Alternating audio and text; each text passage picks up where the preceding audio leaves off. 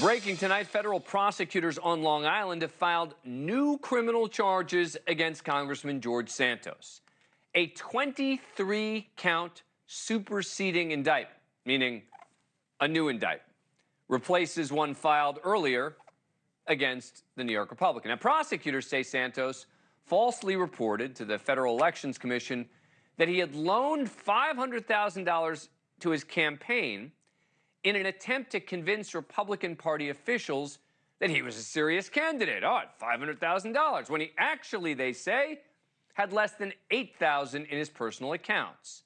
They also accused him of charging more than $44,000 to his campaign over a period of months, using credit cards belonging to donors without their knowledge.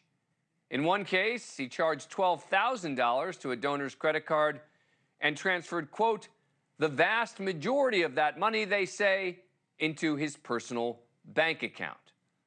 Charges come less than a week after Santos's former treasurer pleaded guilty to conspiracy to defraud, admitting she fraudulently reported hundreds of thousands in fake loans that Santos had claimed he made to his campaign. Remember, Congressman Santos was on this program back in August. He didn't offer too much detail on the multiple investigations. I'll keep it simple. It's an ongoing investigation.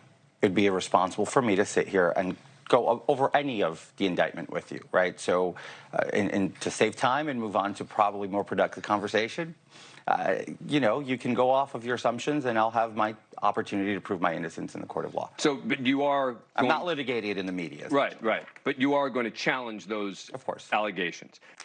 And there was one other...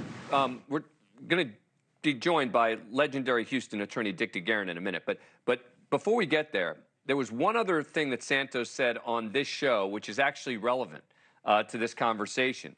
And that is, I was asking him about some of the money that he loaned to his campaign. Remember, the allegation is that he said he had a ton of money. He didn't have it. This is number two. This is what he said. $700,000. It's been asked about a lot. You loaned it to your campaign. The question has been, where did it come from? How did George Santos have $700,000? I worked at political, I had a consulting firm, and we'll leave it at that, because that's also part of this entire investigation with the House Ethics Committee. Dick DeGuerin, there was some talk previously of a possible deal that Santos might be able to work out.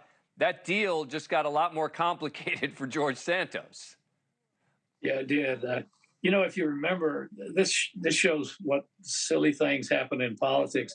If you remember last January, there was an effort by his own home constituents, the Republican Party in his own district, to keep him from being seated in the Congress.